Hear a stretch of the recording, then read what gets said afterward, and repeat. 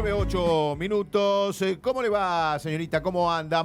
Pero muy buenos días para usted. Muy buenos días, ¿cómo están? Pero muy bien. ¿Y usted cómo bueno, va? me alegra. Bien, con un poco de calor ya. Calor, sí. Empieza a apretar la temporada. Y particularmente este fin de semana va a estar caluroso, según lo que dice el pronóstico del tiempo. Jornadas cálidas, lluvias el fin de semana y descenso de la temperatura para el domingo. Bueno, así que vamos a estar. Va y viene. Bueno. Si quieren vamos a lo nuestro. ¿Cómo no? Para ir arrancando. Hoy ¿Qué nos trajo hoy? Vieron que las últimas entregas estuvimos hablando mucho, yo al menos le vengo dando bastante vueltas al tema de, plataformas, internet, uso de pantallas, intereses que hay detrás, etcétera. Así que la idea de esta semana es meternos en un tema bastante complejo, incluso que no tiene que ver con ya un problema individual o puertas adentro, sino que se ha convertido en un problema social. Sí, señor. Porque es parte del tejido social, de las dinámicas vinculares que tenemos en este contexto, en esta actualidad. Y me parece que es necesario no solo seguir abordando, sino también seguir pensando y seguir potenciando la conversación pública. Tiene que ver con el consumo problemático de juegos, más sobre todo lo que tiene que ver con apuestas online o lo que se llama también ludopatía. Además, porque esta semana estuve bastante atravesada, les recomiendo un documental que pude ver, es corto, es llevadero. Se llama ¿Qué le pasa a nuestra generación? ¿Cómo ser felices? Es de Ofelia Fernández. Ella lo produce junto a un medio alternativo que se llama Corta.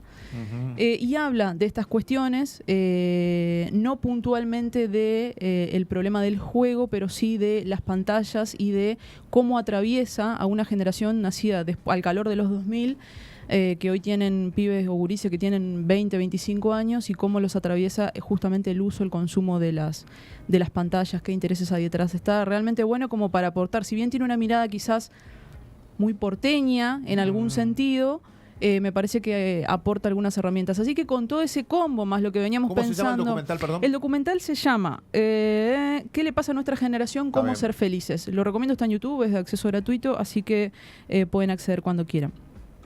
Así que en ese esquema, digamos, atravesada por todo eso, sigo pensando y leyendo algunas cuestiones. Hoy traje este tema que me parece, importante seguir charlando. Primero porque... A mí con respecto a este tema me da una sensación. Primero y principal, muchos hablan, pocos saben, pero hay una línea que no se bifurca y une absolutamente todo.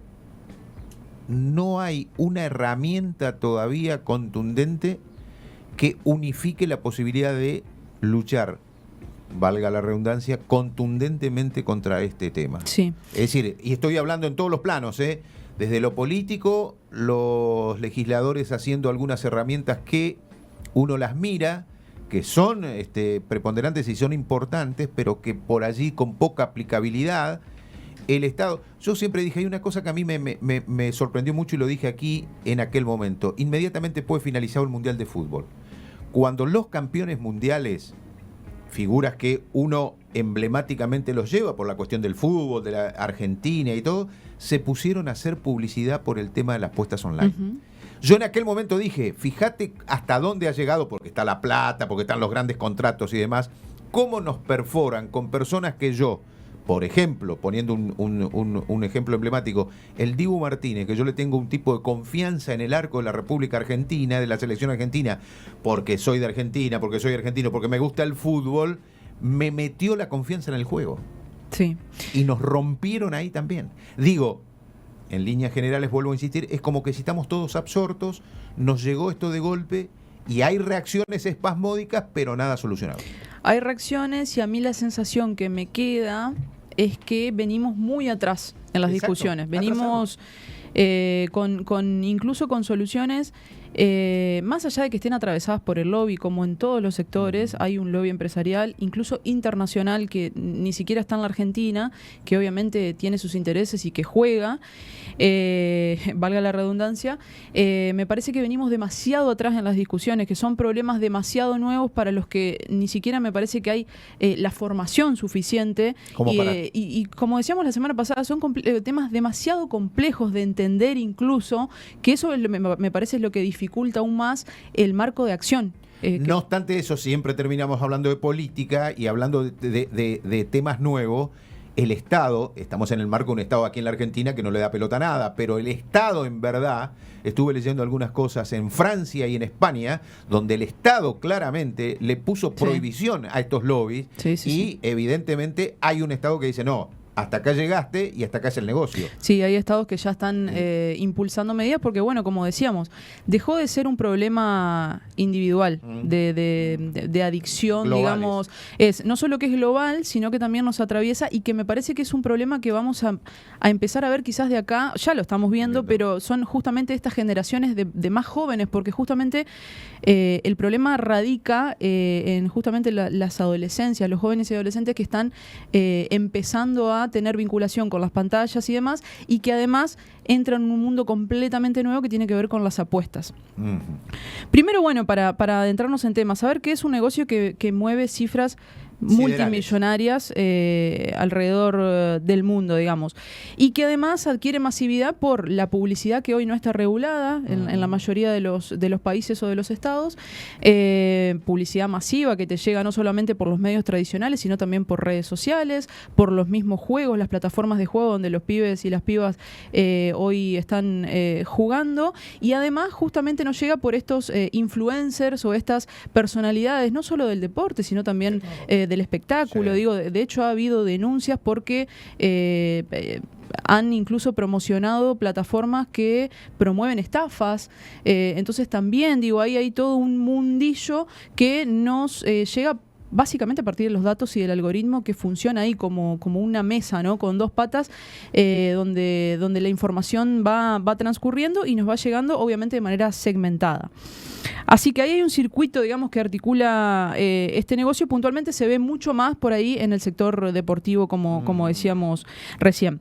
Una aclaración acá. En la Argentina está prohibido el juego para los menores de 18 años, digamos. Es ilegal para los menores. De hecho, si uno intenta ir con un menor de 18 a un casino, una casa física, no va a poder entrar.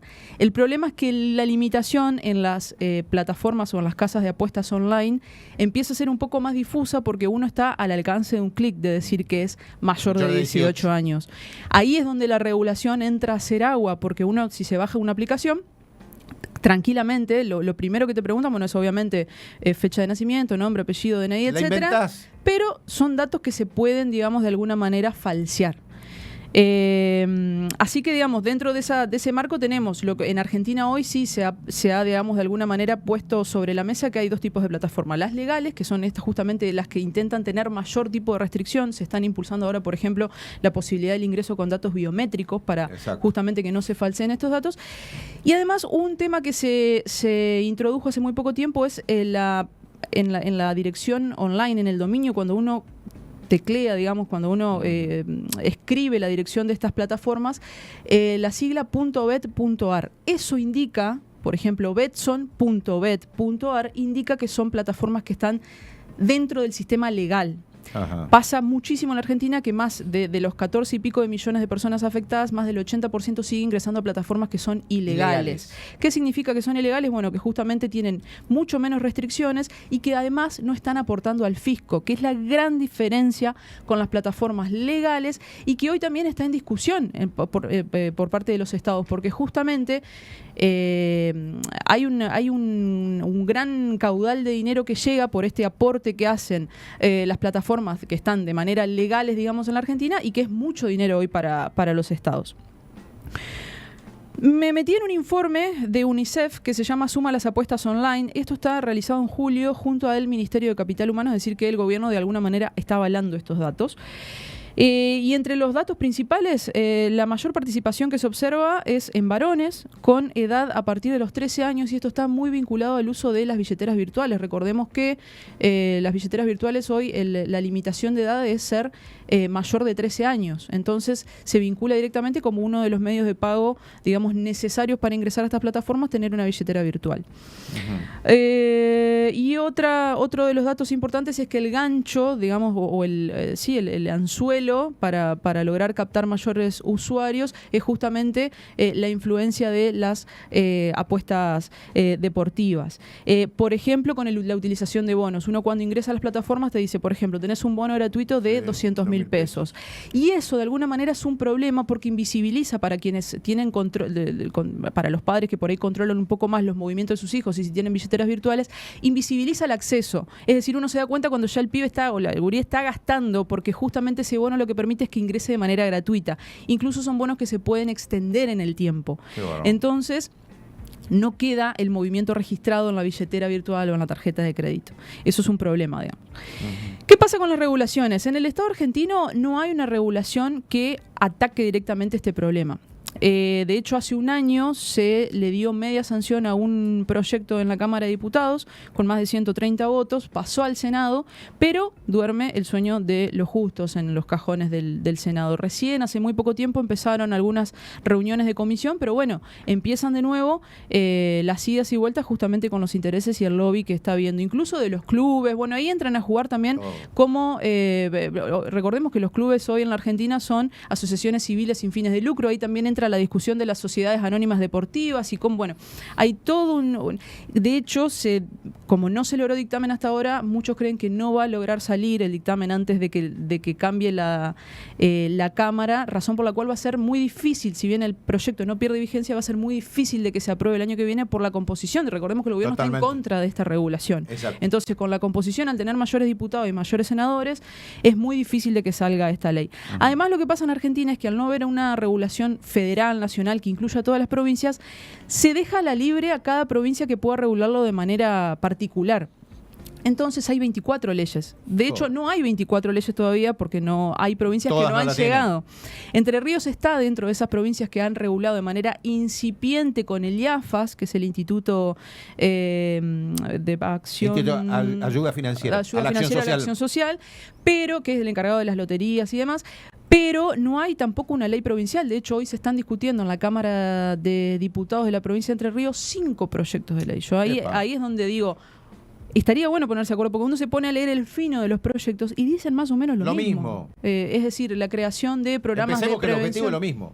Totalmente, sí, es erradicar justamente o tratar de prevenir el problema de la ludopatía. Entonces, ¿qué es lo que ocurre con los proyectos de ley? Bueno, justamente el proyecto de ley a nivel nacional, como les decía, quedó con la media sanción. Entre los principales ítems de este proyecto es la creación del nacional, estoy hablando, la creación de un plan integral para el abordaje de los consumos problemáticos, la prohibición de la publicidad de los juegos de apuestas online en medios, redes y eventos públicos, la prohibición del acceso a niños y niñas adolescentes menores de 18 años a estas plataformas, ahí es donde se plantea el acceso biométrico, y el dominio, la utilización obligatoria del dominio que decíamos recién, .bet.ar, para todas aquellas plataformas que estén dentro del registro de plataformas habilitadas en el territorio nacional.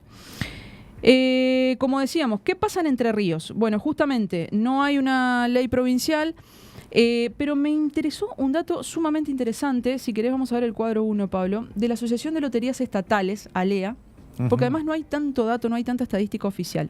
Esta asociación, en este cuadro que estamos viendo, nos está mostrando cuáles son las plataformas hoy legales inscriptas en la provincia de Entre Ríos para jugar. Digamos, claro, que están habilitadas de alguna manera para quien haga esta práctica, digamos. Si usted, ahí lo que podemos ver es que, por ejemplo, las más famosas a nivel nacional, como BetWarrior o Betson, no están. Exacto.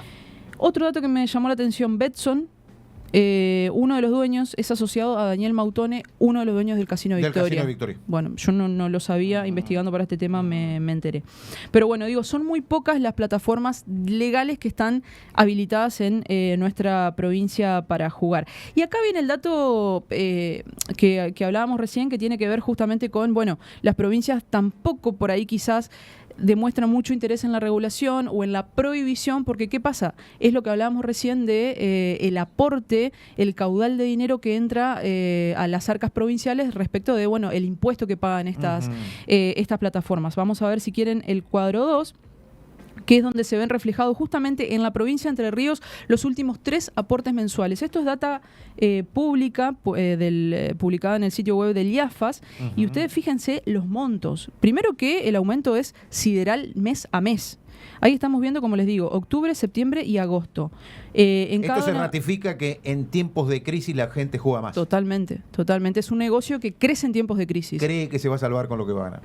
Sí. Sí, entre otras cosas. Exacto. El número total son 1.386 millones de pesos que hoy le están entrando a las arcas provinciales por justamente estas plataformas. Ni hablar en lo que mueven las ilegales. Recordemos que solamente son esas 6 que veíamos en el cuadro anterior. ¿Qué es lo que ocurre en Chajarí? Me vine a ver, bueno, ya que vamos bajando, digamos, estamento por estamento, lo que ocurre en nuestra ciudad es que el año pasado también se aprobó una ordenanza, la 2999, en el Consejo Deliberante, que justamente implementa un programa de concientización y prevención, sobre todo para las infancias y las adolescencias, que incluye campañas de educación, información, concientización, charlas, talleres, etcétera.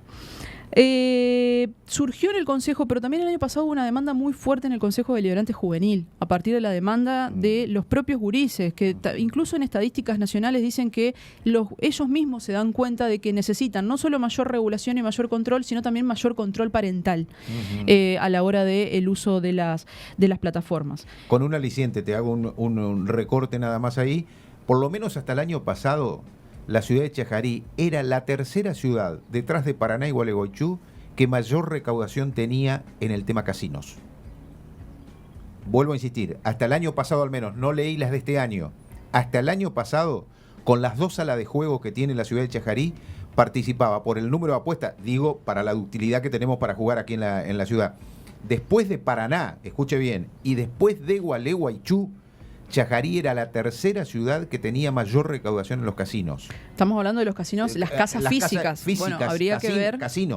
Quizás ¿Esto qué te demuestra? La utilidad para jugar. Después, como vos decís, hay toda una cuestión de escenario que no se ve con las ilegales, con quinielas clandestinas, una serie de cuestiones que realmente no se ve. Pero por sobre Concepción del Uruguay, por sobre Villaguay, por sobre La Paz, por sobre Victoria. Sí. Es decir, es un dato más que interesante. Sí, sobre todo para justamente trazar una línea de acción, ¿no? Que quizás tenga que ir un poco más allá de esta ordenanza, que si bien es una buena medida, en lo que dice el texto, me fui a buscar información oficial si efectivamente por ahí se estaba cumpliendo, se están haciendo estos talleres, esta capacitación, esta concientización. Lo único que encontré publicado de manera oficial en la página del gobierno de la ciudad, como también en sus redes sociales, es que hay un convenio firmado con el IAFAS en el marco del programa Responsablemente Divertido, que son justamente talleres dentro de las escuelas, sobre todo secundarias, para justamente abordar la prevención. Se han hecho algunos en la ciudad, pero no ha llegado a mayores. En ese marco también nos comunicamos con los concejales del bloque de la oposición y nos han comentado que ellos presentaron una minuta de comunicación justamente porque no se está cumpliendo al pie de la letra, digamos, esta ordenanza que se aprobó, digamos, en julio, si no estoy equivocado, en julio o agosto del año pasado. Antes de finalizar, simplemente como dato de ayuda, hay una línea de atención permanente para quienes necesitan ayuda o asesoramiento, es el 102, las 24 horas del día.